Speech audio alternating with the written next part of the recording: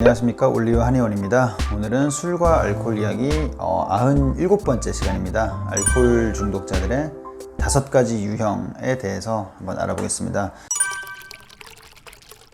자, 우리 알코올 중독에 대해서, 또 알코올 의존, 알코올 문제에 대해서 여러 가지 포스팅을 통해서 우리가 공부를 해오고 있는데, 그 중독자들의 유형을 우리가 정말 구체적으로 조금 이렇게 분류를 한 그런 경우가 아직은 없었던 것 같습니다. 그래서 이렇게 분류를 하는 것들이 또 알코올 중독을 이해하는데, 나의 증상을 이해하고 또 상대방의 증상을 파악하는데 도움이 될 것 같고, 그리고 무엇보다 우리가 아직도 본인이 술로 인한 문제가 있음에도 불구하고 내가 굉장히 심각한, 정말 우리가 이 매체에서나 볼 수 있는 그런 심각한 수준은 아니기 때문에 아직까지 중독은 아니다라거나 문제는 있지만 아직 치료가 필요할 정도의 심각성은 아니다라거나, 이런 식으로 이제 본인을 방어하고 합리화하는 그런 기전이 발동을 하게 되는데, 이런 상황도 충분히 문제가 있을 수 있고, 이 문제가 왜 이게 문제인지를 한번 확인해보고 이해해보는 시간을 가지도록 하기 위해서 오늘 유형을 5가지 정도로 나눠봤습니다. 자, 그러면 오늘 첫 번째 유형부터 시작하겠습니다. 첫 번째, 제가 이제 이름을 그렇게 붙였는데요. 직장 생활 안심형입니다. 왜 안심형이냐면, 나는 직장 생활을 하고, 그리고 이 경제 활동을 하고 있기 때문에 술로 인해서 이런 트러블이 있어도 이제 중독이나 이런 문제는 아니다. 왜냐하면 이런 분들의 심리에는 중독이라는 거는 뭔가 내 본업, 내가 할 일, 나의 책임, 이런 것들도 전혀 하지 못하는 상태를 중독이라고 인식하시는 경우가 많기 때문에, 나는 직장 생활을 반드시 잘 하고 있고 돈을 잘 벌고 있기 때문에 아무리 술로 인해 문제가 생겨도 이거는 알코올 중독은 아니다, 치료가 필요할 정도는 아니다 라고 생각을 하시는 건데요. 이렇게 도리어 반문을 하죠. 내가 만약에 알코올 중독자라면 이렇게 직장 생활이 가능하겠느냐, 이런 직업을 내가 가질 수 있겠느냐 라고 반문합니다. 내가 일을 잘하고 있기 때문에 이렇게 술이 필요할 수도 있고, 또 술을 마셔서 이런 문제가 생긴다 하더라도 이걸 어찌 보면은 이런 문제는 나에게 있어서 면죄부가 될 수 있다 라고 생각하는, 우리가 이제 가만히 이런 분들의 논리를 들어보면, 잘 봐, 내가 만약에 알코올 중독자라면 이런 직장 생활과 이런 경제 활동이, 이런 생활이, 이런 사회생활이 가능하겠어? 알코올 중독자는 그런 것들이 굉장히 불가능하고 무너진 그런 무기력한 상태를 뜻하는 것 아니야? 라고 이제 생각을 하시는데, 얼핏 들어보면 굉장히 그럴싸합니다. 합리적인 것 같지만, 한 번만 더 곰곰이 생각해 보면 굉장히 말도 안 되는 논리의 비약이라고 볼 수 있어요. 왜냐하면은 직장 생활과 알코올 중독은 거의 상관이 전혀 없거든요. 물론 알코올 중독이 심해지면, 굉장히 이 상황이 악화되면 직장 생활까지도 영향을 주는 건 맞지만, 알코올 중독의 굉장한 심각도를 우리가 조금 더 이제 판단하는 데 기준이 될 수는 있겠지만, 직장 생활을 한다고 해서 알코올 중독에 대한 질병과 그 진단의 가부가 결정되는 건 전혀 아닙니다. 그래서 이 문제로 직장 생활이 있기 때문에 나는 문제가 없다라는 생각을 하는 거는 굉장히 아니라고, 위험한 생각이다 라고 우리가 알 수 있고요. 그리고 이제 결국 이런 분들도 이런 상태에서 그냥 계속 지속만 된다면 그나마 괜찮을 수도 있습니다. 그런데 술을 계속 마시게 되고, 본인이 문제가 있음에도 불구하고 그거를 개선하지 않고 내가 직장 생활을 하기 때문이라는 그 이유 하나만으로 계속 생활을 유지하게 되시면, 그 상태만 유지해도 다행일 수 있겠지만 안타깝게도 그 상태도 유지를 하기 어렵고, 결국에는 내가 계속 방어하고 내가 계속 당당하게 외쳤던 그런 직장마저도 문제를 만들고 그 생활에도 트러블을 유발하게 되십니다. 그래서 그런 부분을 이해하시면 좋고요. 두 번째, 내 의지로 먹는 것이 아니다 라는, 이제 제가 이름을 수동 음주형으로 붙였습니다. 보통 술을 드시는 분들이 대부분은 그래도 내가 술을 좋아하고 술자리 좋아하고 이런 것 때문에 술을 먹는다 라고 생각을 하고 그렇게 말씀을 하시지만, 간혹 나는 술을 전혀 좋아하는 사람이 아닌데 정말 사회생활과 직장생활과 이런 술 자리가 억지로 있기 때문에 내가 마시는 것이다 라는, 이제 마시는 이유를 내부인자가 아니라, 내 개인적인 원인이 아니라 외부인자로 우리가 이제 어쩌면 돌리는 그런 분들인데요. 사실 그런데 우리가 특정 상황을 제외하고는 사실 술을 마신다는 것은 제가 특정 상황을 제외한다는 그 특정 상황은 정말 그 현실에서 일어날 수 없는, 누가 강제로 나의 육체적인 부분을 제압하고 술을 먹인다거나, 아니면 굉장히 우리가 어린 시절에 그 뭐 신입생 때나 대학교 초창기 때, 그럴 때 정말 무서운 선배 앞에서 어쩔 수 없이 그렇게 분위기에 강압적으로 마셨던 그런 한두 번의 그런 에피소드, 그런 것들을 제외하고 어느 정도 내가 성인이 되고 이제 20대를 넘어선 그런 상황에서는 사실 내가 억지로 술을 마실 상황은 이제 없다고 보셔도 무방합니다. 그런데 어쨌든 내가 술을 마신다는 건 내 자유의지이고, 그 상황에서 내 판단과 내 선택과 내 몸이 시키는 것이기 때문에 결국은 내 몸과 내 습관과 내 마음에서 내가 선택하는 게 이제 음주 행위이거든요. 그런데 그것을 내가 본인이 결국 선택한 그 음주 행위를, 이것을 한두 번도 아니고, 그리고 내가 뭐 어린 시절과 철없는 시절과 가치관이 정립되지 않은 그런 이제 시기도 아니고, 정말 20대 후반, 30대 초중반, 40대, 50대 이런 시기에도 본인이 술을 마시면서 이건 내 의지가 아니라 정말 분위기 때문에, 사회생활 때문에 어쩔 수 없이 마신다 라고 주장하는 것은 굉장히 문제가 있으십니다. 그래서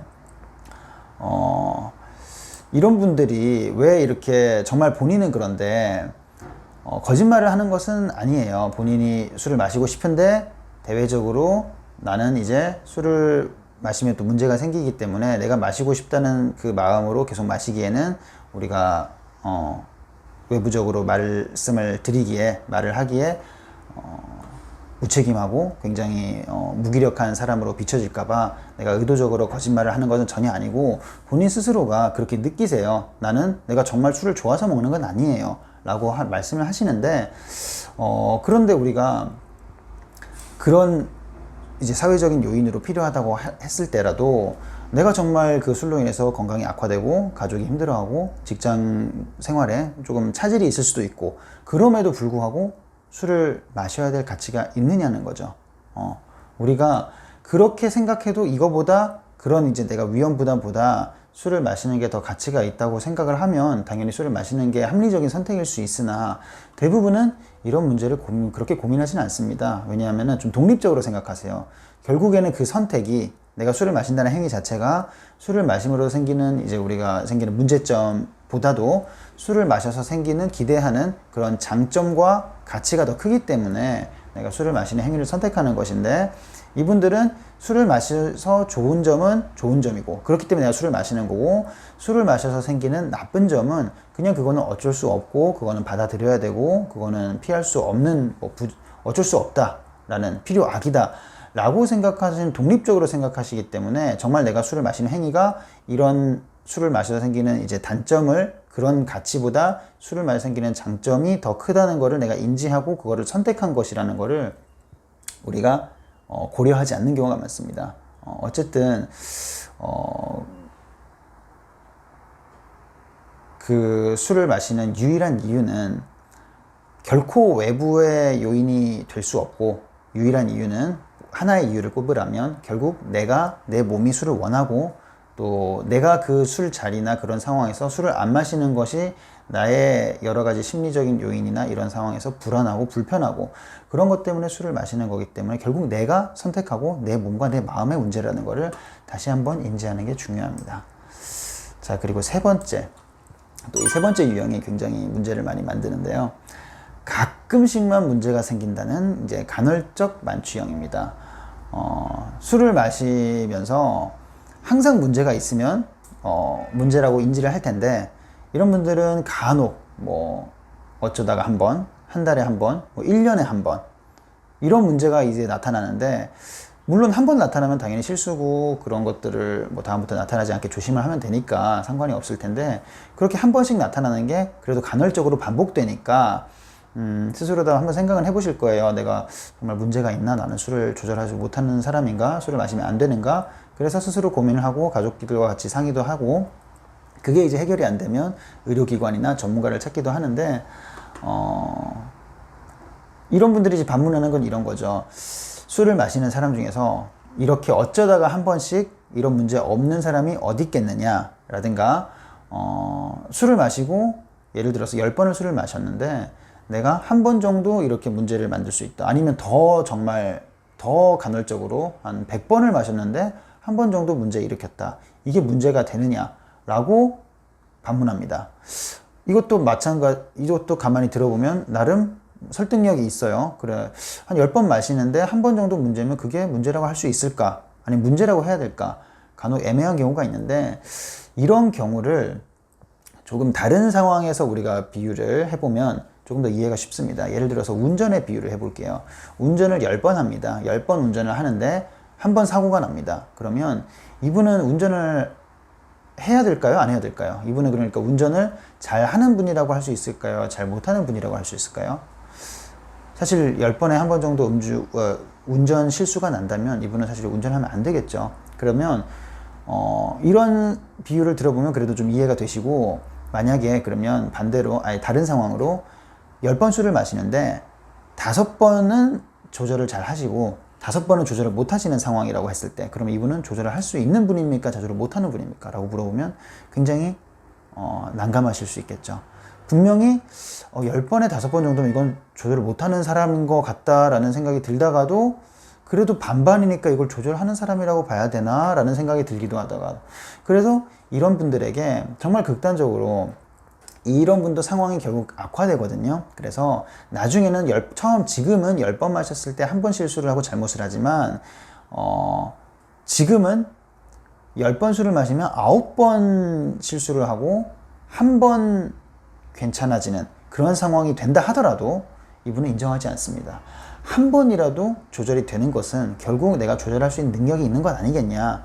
그러면 현재 아무리 9번이 문제가 된다 하더라도 결국 이거는 내가 지금 어떤 스트레스나 어떤 안 좋은 상황이나 지금 술을 마실 상황에 놓여 있기 때문에 그런 것이지, 언젠가는 내가 상황이 달라지면 회복할 것이다 라고 이제 억지를 부리는 경우가 많으시거든요. 그래서 어쨌든 가끔 문제든 자주 문제든 이건 굉장히 상대적인 말이고, 그리고 얼마든지 자기 방어적으로 합리화할 수 있는 개념이기 때문에 술을 마시고 어느 일정 상황에서 어떤 문제가 생긴다는 것 자체가 내가 뭔가 문제가 있는 것이고, 그렇게 된다면 스스로 아예 이거를 철저하게 조절을 하거나 금주가 되지 않는 상황이라면 당연히 도움을 받아야 되는 상황인 건 맞습니다.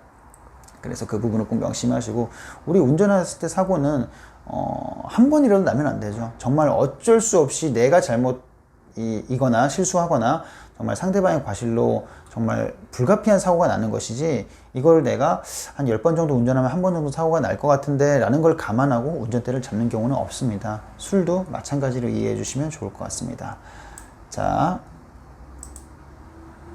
4번째, 나는 불면, 우울증 등의 부가적인 이유로 술을 마시는 것이라는 이제 활용형이라고 제가 이름을 붙였는데, 이런 분들은 술을 개인적으로 정말 좋아하지도 않으세요. 그리고 술을 잘 드시지도 않지만 정말 내가 다른 문제로 굉장히 삶의 어려움과 감정의 불안정성이 있습니다. 제일 흔한 것이 이제 불면증입니다. 우리가 잠을 자지 못하면 정말 힘들어요. 우리가 생활하는 것들이 불가능해지고 내가 휴식을 취하지 못하고 우리가 식사를 제대로 하지 못하면 생활 자체가, 삶의 영위 자체가 불가능하겠죠. 그래서 이런 분들이 처음에는 참다가 나중에는 크게 이제 2가지 계열로 빠지게 되시는데, 이제 수면제를 이제 장기 과다 복용하시거나 아니면 이제 술로 빠지게 되는 경우가 있는데, 어떤 거든 간에 잠깐 그 힘든 시기를 거치고 그거를 잘 활용해서 끝을 낼 수 있다면 잘 활용할 수 있는 거겠지만, 또 그 술이나 이런 너무 약물 같은 것들에 너무 장기적으로 의존하고 거기에 빠져 있게 되시면 사실 그 불면의 증상이 더 악화되는 경우가 많거든요. 그래서 어쨌든 굉장히 안타까운 상황입니다. 내가 술을 좋아해서 마시는 것도 아니고 술에 의해서 본인은 계속 술을 마시고 싶지 않아 하는데 잠이 안 오니까, 잠을 못 자니까 술을 계속 마신다는 그런 이제 이유가 안타깝긴 하는데, 이런 분들도 조금 우리가 좀 구체적으로 이제 여쭤보고 상황을 알아보면, 그러면 우리가 정말 불면을 위해서 혹은 또 우울증, 심리적인 이런 정신 증상들을 위해서 정말 우리가 최선을 다해서 노력을 했는가? 당연히 고통스럽고 힘든 거는 맞습니다. 그렇게 해서 뭐 몇 주에서 몇 달, 몇 년, 몇십 년까지도 고생을 하고 고민을 많이 하셨을 텐데, 어쨌든 그 문제를 해결하기 위해서 우리가 꼭 해야 될 것들은 식사를 규칙적으로 하고, 그리고 내가 뭐 필요하다면 운동도 하고, 그리고 정말 정상적인 뭐 예를 들면 술이든 담배든 뭐 이런 안 좋은 음식든 그런 것들을 내가 잘 지켜내가면서 어느 일정 기간을 그 수면과 이런 여러 가지 문제를 해결을 위해서 노력을 하셨냐고 했을 때는 딱히 그런 노력을 해보신 경우가, 혹은 또 그런 노력을 장기적으로 유지한 경우가 잘 없습니다. 이거는 사실 이런 상황을 몰라서라기보다도 이런 것이 중요하고 이렇게 해야 불면증이 치료가 된다는 걸 알아도 당장 그 상황이 너무 힘들고 또 너무 내 상황이 여의치 않다면, 내가 아무리 이렇게 열심히 공부를 해야 공부를 잘한다는 걸 알아도 당장은 인기 강사에 혹은 또 쪽집게식의 그런 과외나 그런 뭐 비법이나 이런 것들에 눈이 우리가 관심이 가는 것처럼 이분들도 그런 정석적인 건 알아도 몸이 사실 안 따라주는 것이죠. 그래서 그 상황에서 혼자 하는 것이 아니라 주변의 도움을 받아서 그런 것들을 꾸준히 지켜주고 챙겨줄 수 있는 페이스메이커가 될 수 있는 그런 의료진을 잘 만나는 것들이 너무 중요한 건데, 어쨌든 이분들이 다시 한번 고민을 해보셔야 될 것은, 내가 정말 불면증 치료를 위해서 술을 이렇게 의존하고 마시기 이전에 정말 최선을 다해서 모든 것들을 해보았느냐, 이런 것들을 자문해 보셔야 되고, 그게 정말 자신있게 모든 걸 다 해봤고 정말 나는 이게 한계이기 때문에 술 말고는 답이 없습니다 라는 답을 자신있게 할 상황이 안 되신다면 다시 한번 좀 정상적인 방법으로 힘들겠지만 그런 치료를 위해서 노력하는 게 필요할 것 같습니다. 자, 마지막으로 문제가 있는 것은 인정하지만 이것은 의지로 해결해야지, 아니면 치료로는 방법이 절대 없는 것이지 라는 생각으로 이 자포자기형이라는 유형을 제가 5가지 마지막으로 잡았는데요. 크게 2가지 유형이 있습니다. 자포자기 유형. 그러니까 이제 치료가 되지 않는다, 이건 결국 의지인데 나는 참 의지가 안 나네, 그럼 어쩔 수 없는 것 아니냐라는 이제 자포자기 유형인데요. 첫 번째는 치료도 받아보지 않고, 그리고 주변의 뭐 증언이나 아니면 본인의 고집, 본인의 확신, 그런 것 때문에 이런 것들은 도움이 되지 않는다, 치료는 도움이 되지 않는다라는 확신을 가진 불신형이, 막연한 불신형이 있고요. 그리고 2번째로는 내가 할 웬만한 이런 2번째 유형은 해볼 수 있는 건 다 해보셨어요. 뭐 약도 먹어보고, 뭐 정신과도 가보고, 한의원도 가보고, 또 여러 심리상담 센터도 가보고, 심하면 입원도 해보고, 해볼 거 다 해봤는데 결국 치료가 안 되는 거예요. 그래서 이러면 정말 여기서 우리 현대 의료 체계 내에서 내가 도움을 받을 수 있는, 치료를 받을 수 있는 방법은 없다라고 이제 또 자포자기하는 이런 2가지 유형이 있는데, 전자의 유형은 사실 우리가 너무 쉽게 판단할 수 있겠죠. 해보지 않고 내가 이것들을 쉽사리 너무 당연하게 판단하는 것은 우리가 문제가 있습니다. 그래서 이런 분들은 일단 어떤 방식이든 간에 내가 한번 치료를 받아보고 그리고 나서 판단하셔도 늦지 않다는 것을 말씀드리고 싶고요. 2번째 분들이 굉장히 좀 어찌 보면 안타깝고 어려운 분들이죠. 이런 분들은 정말 치료를 다 받아보셨는데도 내가 문제가 있고 치료가 안 되는 것들에 대해서 이제 포기를 하고 불신이 생기신 분들이니까. 그런데 이런 분들도 가만히 잘 말씀을 들어보면 사실 어떤 치료든 다 사실 분명히 좋은 효과가 있고, 우리가 그것들을 열심히 성실히 이행했을 때는 분명히 내가 원하는 결과를 얻을 가능성이 높으실 텐데, 그런 치료를 정말 성실하게 좀 꾸준히 잘 받았느냐 한 치료라도 라고 여쭤보면 그렇지 않은 경우가 많습니다. 뭐 이유는 다양합니다. 치료를 계속 받으려고 했는데 치료 비용이 비싸서, 혹은 치료 시간이 없어서, 그리고 치료가 너무 아프거나 치료가 너무 피곤해서, 그리고 치료 효과가 당장 나타나지 않아서, 혹은 또 반대로 이제 치료 효과 충분히 된 것 같아서 뭐 선생님은 뭐 이런 어느 정도 기간을 말씀 주셨는데 그 기간 이전에 본인이 생각했을 때는 충분히 치료가 된 것 같아서 이제는 괜찮다라고 판단을 했든가, 그런 여러 가지 상황에서 충분히 처음에 진단받고 그렇게 계획했던 그런 치료를 성실하게 끝까지 이행을 했던 경우가 잘 없습니다. 그래서 이런 여러 가지 사유 때문에 그런 어떤 내가 받았던 치료에 대해서 문제가 있어서 또 다른 치료 수단을 찾고 또 다른 치료 수단을 찾고 또 다른 치료 수단을 찾고 이렇게 계속 약간 이런 메뚜기라고 하나요? 이렇게 툭툭툭 튀어가면서 치료를 거의 맛만 보고 간만 보고 가듯이 라는 이제 치료 습관을, 치료 경험을 이런 했던 분들이 많으십니다. 그래서 이런 분들에게 제가 권해드리고 싶은 방법은 어떤 치료 수단이든 뭔가 비법이 있다거나 비기가 있다거나 정말 치료가 잘 되는 방법이 있다는 것을 찾기보다도 내가 정말 경험했던, 한 번이라도 경험했던 그런 이제 병원이나 여러 가지 이제 센터나 여러 가지 전문가들을 만났을 때 정말 이분이 내 마음에 그래도 나쁘지 않고, 그리고 내가 그래도 받을 수 있는 앞으로 이게 뭐 당장 한두 번이 아니라 어느 정도 기간, 몇 개월, 몇 년 이렇게 받을 수 있는 여건이 되는 수단이라면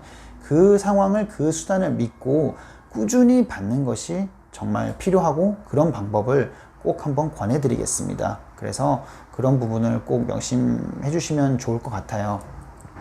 자, 여기까지 알코올 중독의 5가지 유형을 알아봤는데, 이제 이 5가지 유형에 굳이 이제 거의 저희가 이제 100가지 이야기 중에서 막바지에 오고 있는데, 막바지쯤에 한 번 더 제가 이거를 정리를 한 것은, 제일 중요한 거는 우리가 몇 번이고 그 제 포스팅에서 강조를 해드렸습니다. 알코올 중독을 치료하는 제일 핵심은 내가 문제가 있음을 인지하고 그 문제가 내 스스로 해결할 수 있는 범위를 넘어섰기 때문에 정말 내가 겸손하고 내 모든 걸 내려놓고 모든 것들을 흡수하고 받아들이고 이런 겸허한 자세가 제일 중요한데, 그 내가 문제가 있다는 걸 확인하고 인정하기 위해서는 내가 생각하는, 항상 이제 문제가 없다고 생각하시는 분들은 본인의 문제보다 조금 더 악화된, 조금 더 안 좋은 문제를 상식이고 그거를 당연하게 생각하신 다음에 나는 아직까지 그 정도는 아니니까 나는 문제가 아니다 라는 논리를 펼치시는데, 그런 것들이 아니라 이런 다양한 유형에서 정말 문제점이 있는 경우가 있고, 이런 문제들도 언젠가는 술이라는 게 진행성 질병이기 때문에 계속 마시다 보면 내 이 상황보다 더 심각한 상황을 얼마든지 만들고, 또 그런 안 좋은 상황이 됐을 때는 그럼 내가 인정할 것이냐, 또 아니거든요. 그 상황이 되면 또 그 상황에서 굉장히 어찌 보면 굉장히 그 빈약한, 부족한 논리로 내 자신을 또 합리화하고 정당화시키는 게 또 우리 알코올 중독자의 현실이거든요. 그래서 그 부분을 잘 이해를 하시기 바랍니다. 오늘 영상이 조금 길었는데 긴 영상 시청해 주셔서 감사하고 오늘은 여기까지 하겠습니다. 감사합니다.